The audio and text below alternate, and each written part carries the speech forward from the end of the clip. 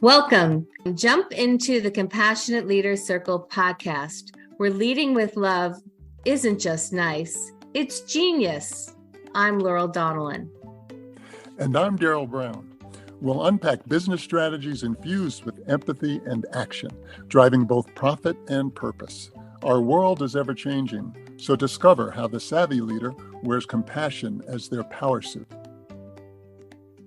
Hello, lovely listeners. Welcome to a special series on the Compassionate Leaders Circle podcast.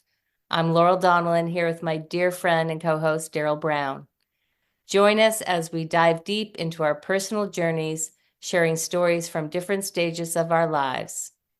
In each episode, we'll interview one another about a chapter, starting with how we grew up and ending with where we are now. We will be discussing our history and the lessons that shaped our lives and approach to leadership. So, Darryl, we've been doing this wonderful experiment for a while. It has been wonderful. I've so enjoyed being with you, and I got to complete my story in our last session. And so far, we've heard about your childhood and your basketball career and your years at Fordham and your years in broadcasting with ABC radio networks. And when we last spoke, you had wrapped up your career with Disney, who had bought them at the time. And you decided to retire pretty early in your life. Yeah, it's funny, not so funny, but I was very, very fortunate. That Disney was actually the seller, not the buyer. So Disney sold the company to some investment people who knew that it was a good business. The unfortunate part was that they didn't know how to run it. So, and I had been with Disney for 30 years, and I had gotten to a level that they said, if you don't like the new company, let us know, and you can leave. And I could retire with Disney benefits and everything, which was beautiful. I had a year to decide whether or not I wanted to stay with them. It only took me 4 months. And I was 54. My boys were 4 and 6. And Disney stock was riding high. So I cashed in and decided that, with the importance of raising Black boys and being there, I had the opportunity to be there and grow up with them. And I was never going to get that opportunity again. So I left. I said, hey, I'll take this little bit. Well, it wasn't a little bit, it was enough. It wasn't gobs, but it was enough. And I gave it to an investment person and said, treat this like I'll never work again. Take care of my kids' college. And he did. He did, and I did. And I got to, instead of Mr. Executive VP, ABC, I got to walk around Darryl and Andrew's school and be Andrew's dad and Darryl's dad. That's how I was known, Oh, Andrew's dad, walking down the, and I loved it. I still had initials, but I was VP of the PTA. You've done a lot of interesting things, and I've been fortunate enough to be part of the walking through the hallways and watching your sons grow up, and now they're both in college, which is amazing.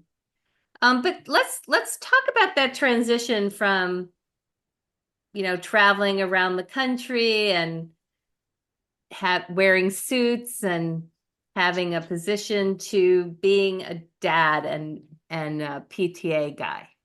Well, it was difficult because so much of my identity was wrapped up in that corporate image. And so much of my uh, what I've come to understand is my ego was all wrapped up in that, and I thought that in order for me to be accepted and respected, I needed to have that, and I didn't quite make it, so it was impossible to make the transition between that and then find nourishment in being a dad only. It was really hard for me because I was used to having 300 people um, around, and people do things for me, and not have to worry about um, what's the Zoom address, and have to worry about those things. So yeah, it was hard. It was hard, and I tried to start doing. I tried to be a consultant for a little while, but it was um, you had to be hungry to be a consultant. You had to put many, many, many hours in on a daily basis to be a consultant. And I soon found out that I couldn't put those hours in, which were more hours than I was putting in my corporate job, and be a dad. I just couldn't give it all to both. Yeah. So was the best, I mean, it's been many years since your boys were that old.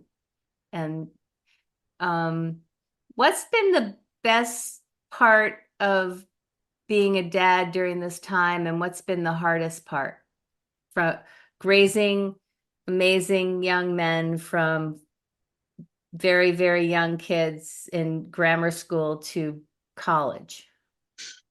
Well, I'll tell you that one of the hardest things is being a black man of the 60s and relating that experience and using that experience uh, and modeling behavior for my boys who are, they're kids. They were born in 2001 and 2004. So, there's 40 years, more than 40 years between that time. And, a lot has happened. And as we found out in 2020, uh, a lot hasn't changed. Uh, so to model behavior and I think I've said it before, character is everything. You know, my boys didn't know me as Mr. Executive VP.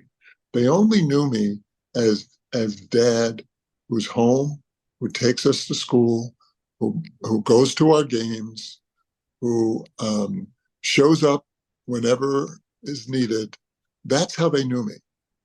And I'll you you can't buy that. You can't substitute anything for that. So they got to see how I was, right, as a person. And um, what a gift that was, and still is today. My kids, we had a saying when I went away to college and got with a lot of the black guys on the team. We had a saying amongst each other when something would go wrong. Um, you would do something wrong. They would say, that reflects on your parents. And then it got shortened to, that's reflective, right? So um, with my boys, uh, they go out and they would have sleepovers and spend time with other kids' parents. And what I would always get back is that they knew how to act, you know, and um, that's so important uh, in life, as you know. They weren't wayward. Um, Now they might be a little wayward at times when they got into high school, but I think that's part of the deal, right? That's part of the high school deal. Yeah, the great thing about being an aunt is they're perfect to me. And they're kind. Um, so what do you think is different now in the 2020s versus the 1960s for Black men? What's the same and what's different? Yeah, I have to be honest. I think there's more opportunity now. There were four or five Black executives when I was a VP at early on at ABC. I think that those more doors are open, but I also think that the hurdles are higher. Mm. I also think that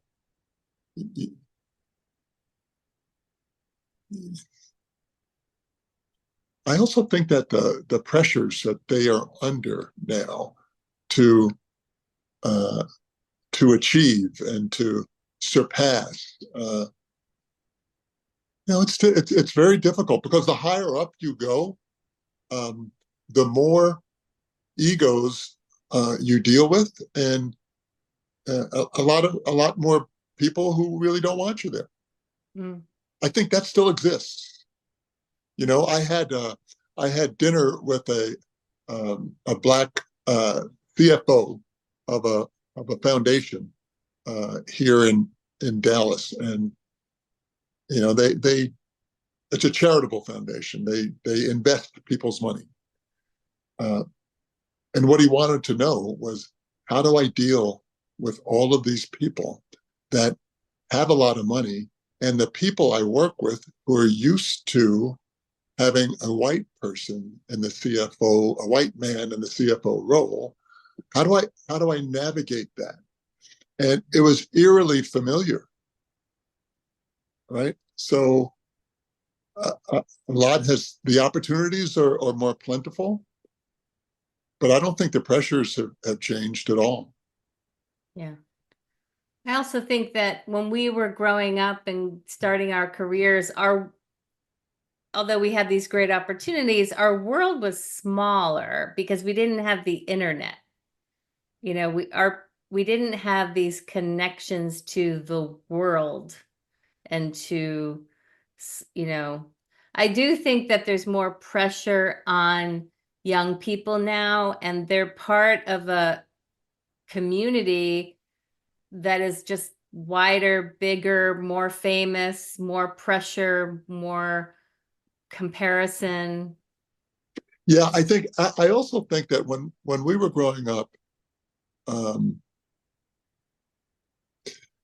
this thing with influencers, it's a major problem, and for young kids, for young women, for young uh, minority,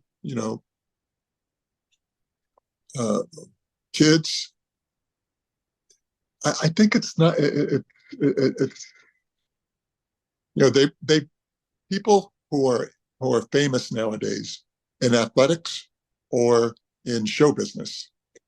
Uh, they make a gazillion dollars, and that's what people want to do. How can I make it big? When we were growing up, it was different. You Yeah. know, you worked your butt off and hope you got promoted.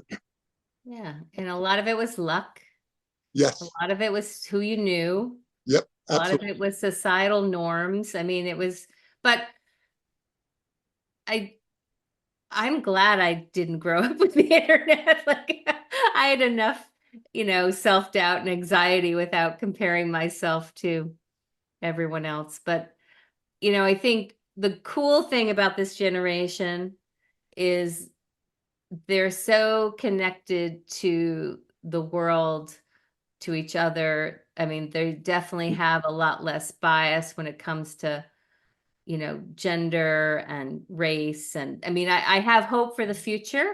And I think there is a positive part of this connection because they do feel like they're part of the world in a different way than we did. And they get connected and exposed to a lot of different things. I think that's the word right there.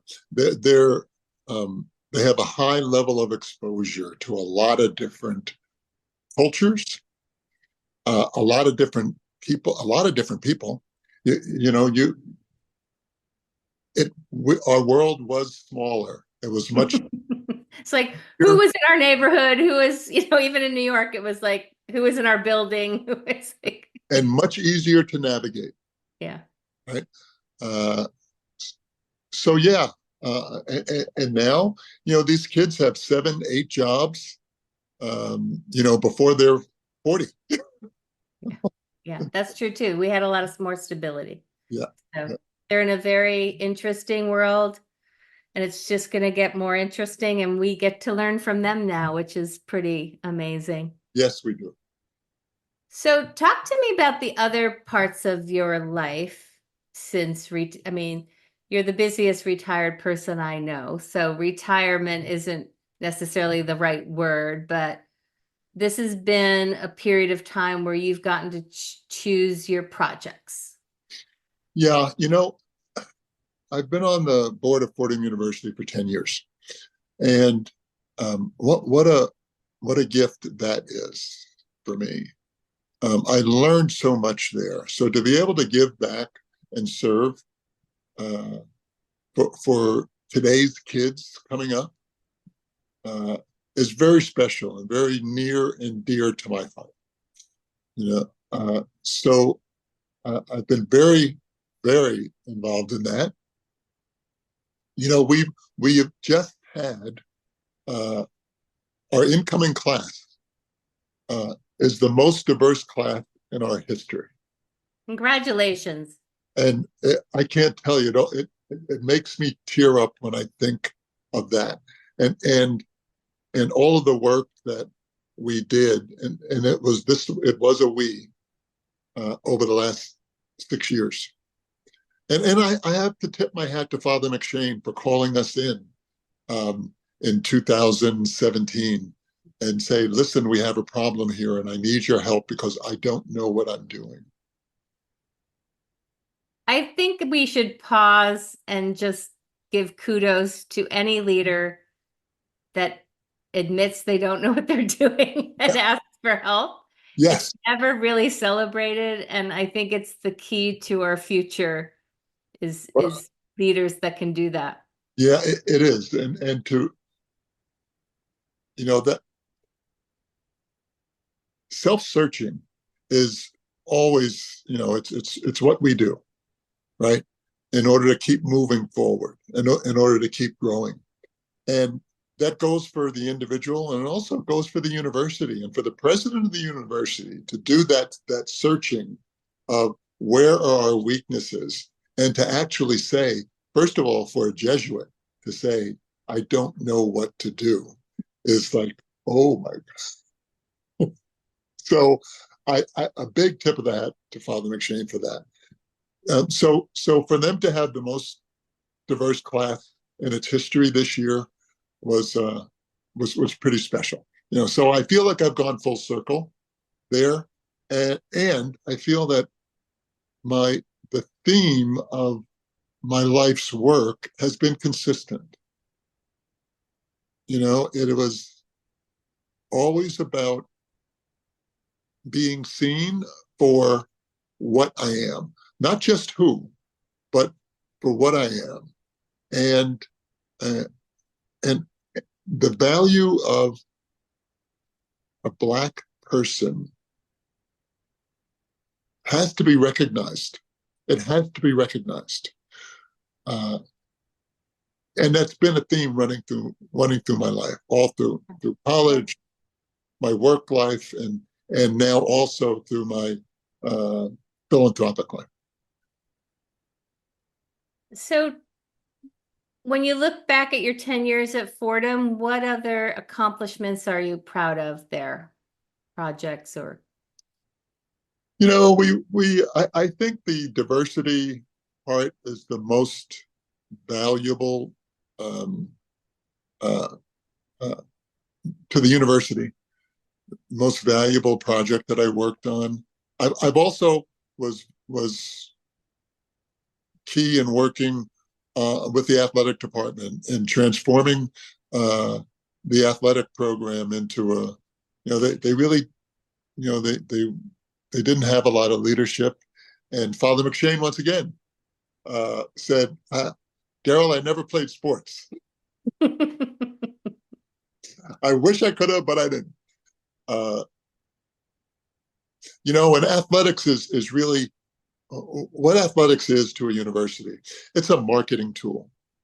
It's a calling card. It's not just about the team. Um, it, Blitzy is barking in the background.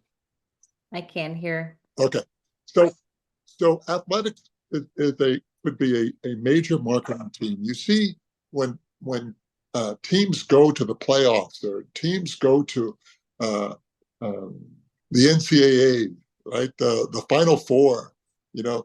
It's not just a team thing; it's a university thing, and uh, it turns out to be a great draw for students, new students to come.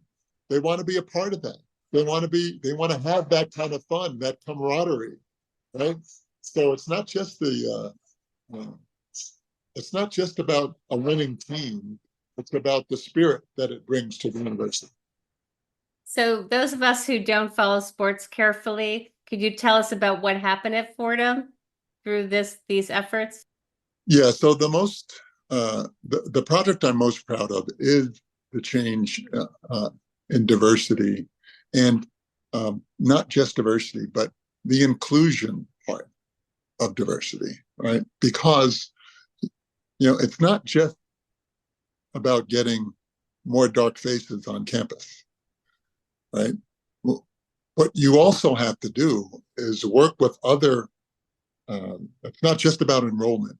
So you had to work with student development department in changing the environment that Fordham offered, right? It has to be a welcoming environment. So how do you do that? Well, uh, you can't just have a Martin Luther King Day, you know. There's more to do, more um, to make people feel like, oh, you do get who I am. And really, Fordham, it was slow. It really was slow, but um, eventually things started to change, and um, you know, students of color started to feel like they had a voice. They had a voice on the radio station. They had a voice on committees. They had a voice in the student activity center. Right? Those are the types of things that you really have to do in order to be inclusive, right? So that they can pass on to their friends.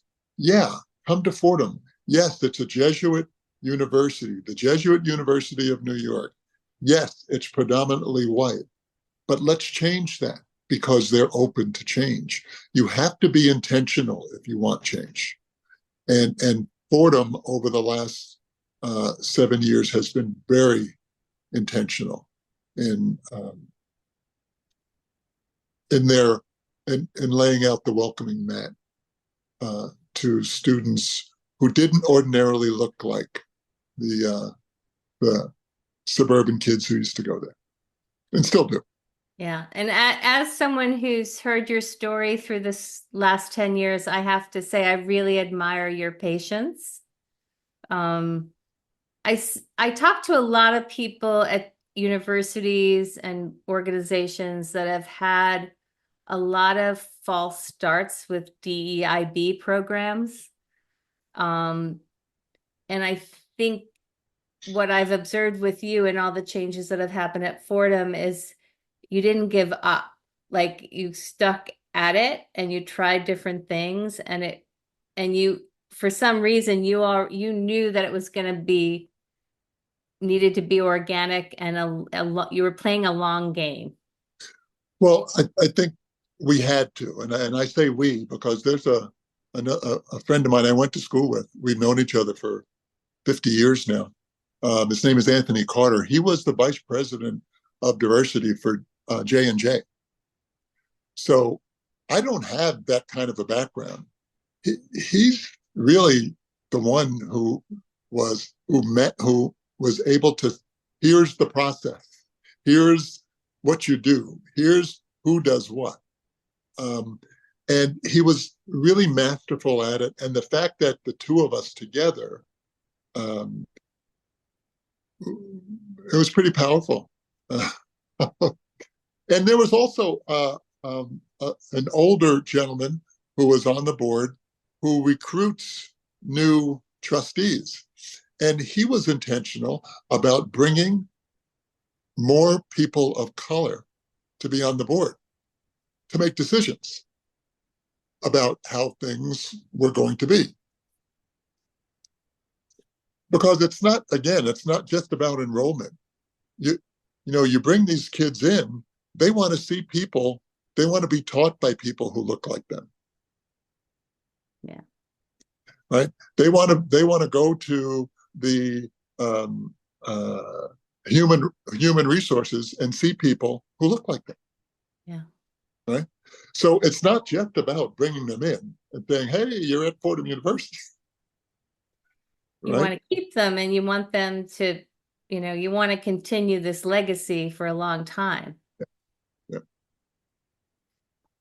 So what advice, after going through this and being patient and seeing changes, what advice do you have for it could be in a university or a church or a company, if leaders want to really have DEIB that is really sustainable, what advice would you give them?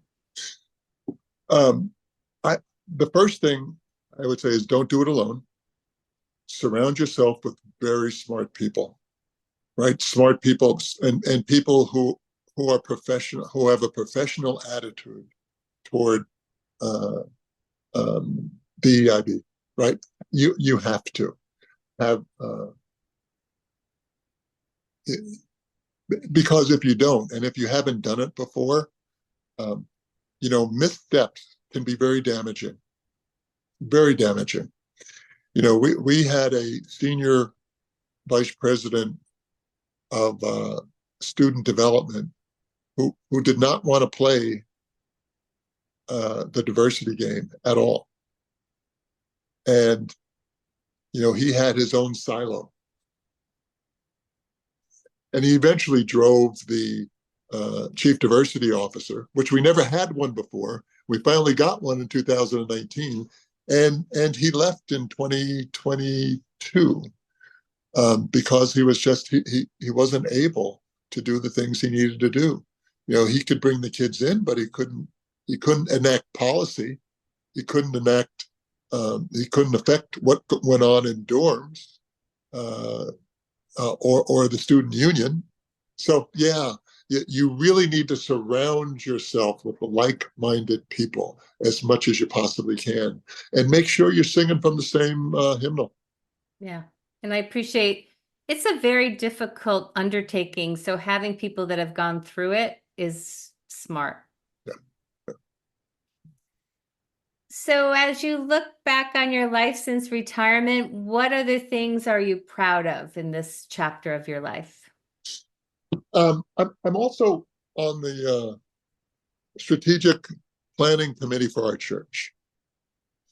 I've worked, surprisingly enough, I go to the First Unitarian Church of Dallas.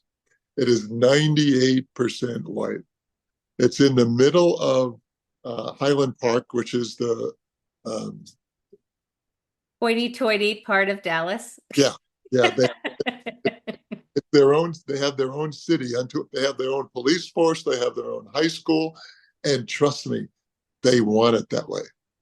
And they only let people move in there who they want to move in there. So anyway, our church is there. It's 98% white. Everybody wants to know, how can we get more diverse? And all of a sudden it's like, oh my gosh, here we are again. But this time I've had some experience, and I've been involved with a successful team who was able to turn it around. I saw what didn't work. I saw what didn't work.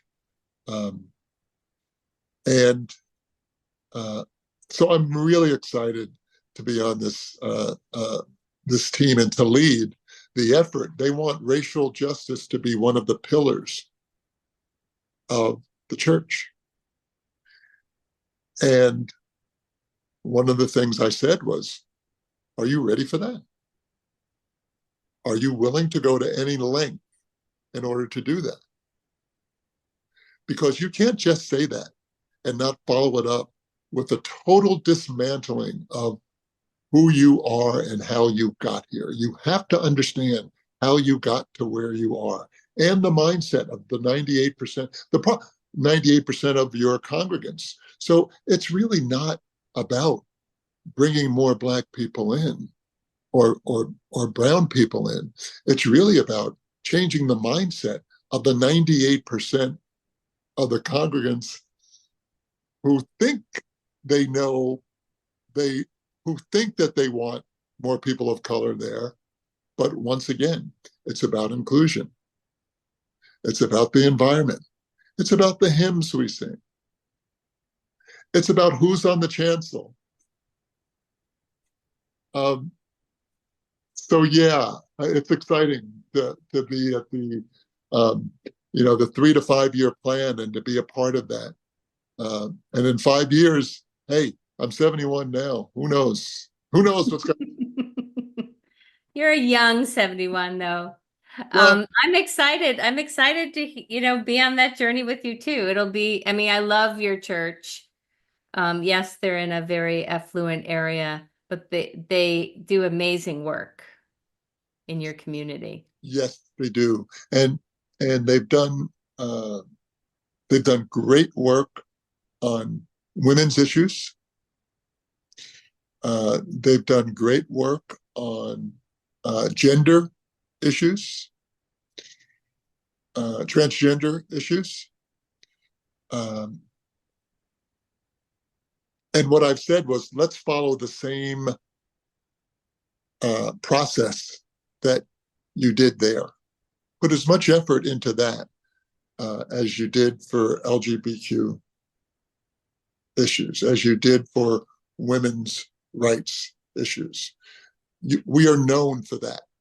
And now you're telling me that you want to be known for racial justice. It's going to take that amount of effort, and the same amount of effort and more. Because you're not, you're going to hit unknown, unforeseen headwinds. And you got to be ready for that. And you can't give up, right? You just can't give up. So it's exciting this time. And again, it's the theme of who I am, and I love it. And I love that I'm honored that they're asking me to help them do this. And I'm trying to surround myself with people who are a whole lot smarter than me to get this done. Sounds really exciting. I'm excited for you. So what else are you looking forward to in your next chapter, in addition to that change at the church? Well, um, you know, I mentioned it before, but this, I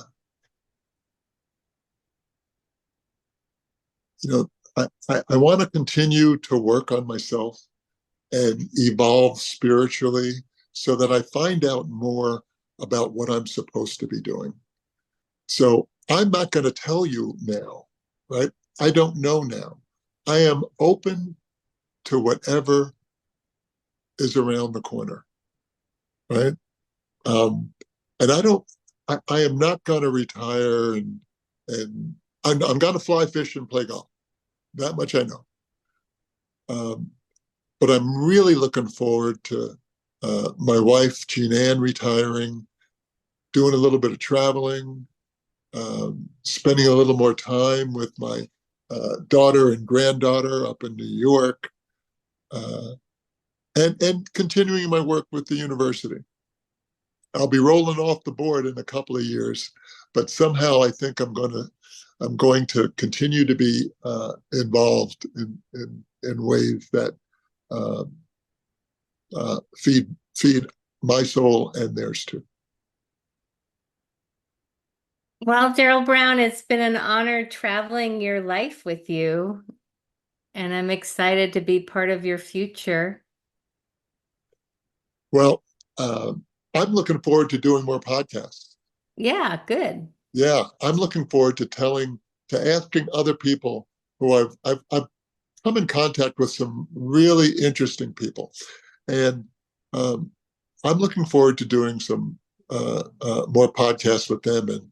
And I love this experiment because it's teaching me things that I just didn't realize before, and asking questions that are evocative, right, and thought provoking, right, and not just your usual, you know, uh, how did you know, did you think of that song, or did the music come first, or did the lyrics come first?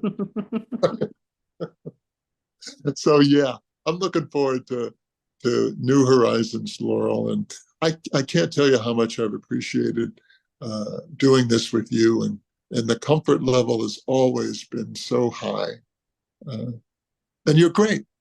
And you're great. And I loved being interviewed by you, and I feel wonderful that my nieces and nephews have my story available to them, whether I'm walking the planet or in some other realm. And we have this documented for your daughter and sons and granddaughter. And I'm excited that you want to do more podcasts because I think we have a lot of people on this world that need to be, um, you know, we need, we don't get to hear everyone's story, and there's so many good things happening in the world that we have an opportunity to shine a bright light on other people that are doing good work and being great leaders.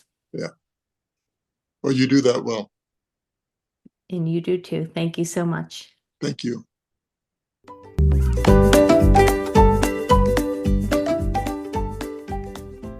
And that's a heart-wrapped episode of the Compassionate Leader Circle podcast. May your compass always point to kindness. As you navigate the world, let compassion be your North Star. Join us next time as we continue to redefine success, one heart-led decision at a time. Lead wisely, lead with heart. You can learn more about us at compassionateleadercircle.com.